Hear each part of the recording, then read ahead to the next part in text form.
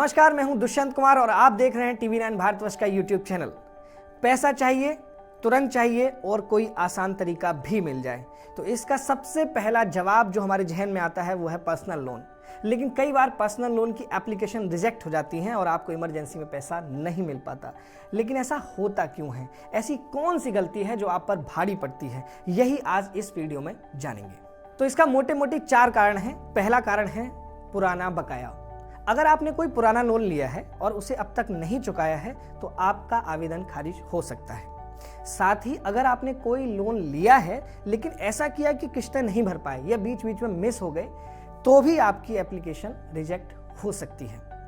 दूसरा कारण सैलरी को लेकर। जी हाँ, अगर आपकी आमदनी कम है और आप ज़्यादा बड़ा लोन लेना चाहते हैं, पर्सनल लोन ऐसा लेना चाहते हैं जो आपको फाइनेंशियल इंस्टीट्यूट नहीं देना चाहता, तो भी आपका क्लेम रिजेक्ट हो सकता है। यानी कि पैसा कम है, सैलरी कम है और आप ज़्यादा बड़ा लोन मांग रहे हैं। तो इस कंडीशन में क्या हो सकता है कि फाइनेंशियल इंस्टीट्यूट को लग सकता है या आपकी बैंक को लग सकता है कि आप पैसा नहीं चुका पाएंगे और आपकी एप्लीकेशन रिजेक्ट हो जाएगी। तीसरा, खराब सिविल स्कोर। जैसा कि मैंने अपने पिछले वीडियो में भी बताया था कि खराब सिविल स्कोर के कारण आपको एक नहीं, 2 नहीं, कई सारी परेशानियां फाइनेंशियल ट्रांजैक्शन में आएंगी और इसके बहुत सारे नुकसान हो सकते हैं। उन्हीं में से एक है पर्सनल लोन, क्योंकि ये रिजेक्ट हो सकता है क्योंकि आपका सिविल स्कोर खराब है। इसका एक मोटा मोटी मैं आपको बता देता हूँ।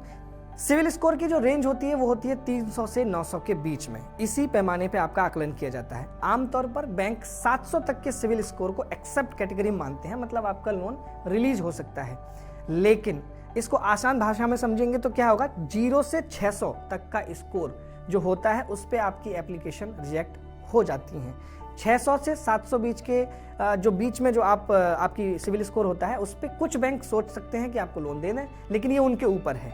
लेकिन अगर 700 से ऊपर है तो कहने ही क्या है। और आपको जो भी लोन ले रहे हैं, आप पर्सनल लोन, होम लोन, जो भी, लेकिन आज हम पर्सनल लोन की बात करें तो आपको मिल जाएगा। चौथा, क्रिमिनल रिकॉर्ड। जी हाँ, ये बहुत ज़रूरी है कि आपका ऐसा कोई रिकॉर्ड ना हो, नहीं तो आपको लोन, पर्सनल लोन ही नहीं, बहुत सारे लोन नहीं मिलेंगे। आमतौर पर उन लोगों को लोन मिलने में दिक्कत आती है जिनके ऊपर किसी तरह का क्रिमिनल केस चल रहा है और यही सबसे बड़ा कारण है आपके पर्सनल लोन की एप्लीकेशन रिजेक्ट होने का।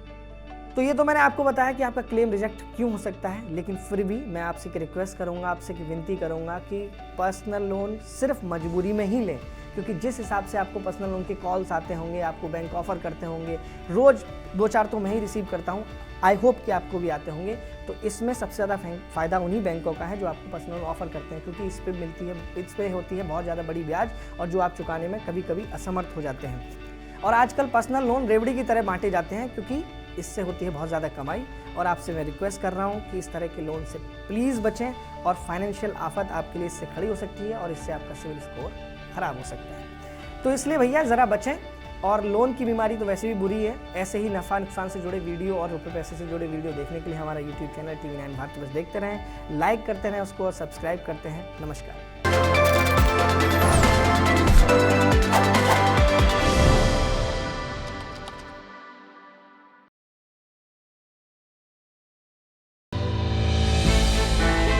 हमने की गलती फिर एक बार, कोरोना ने किया दोबारा प्रहार। मास्क, 2 गज दूरी, करें अपनी सुरक्षा पूरी। कोरोना टीका हम सबको लगाना है, मिलकर साथ समझदारी से कोरोना को हराना है।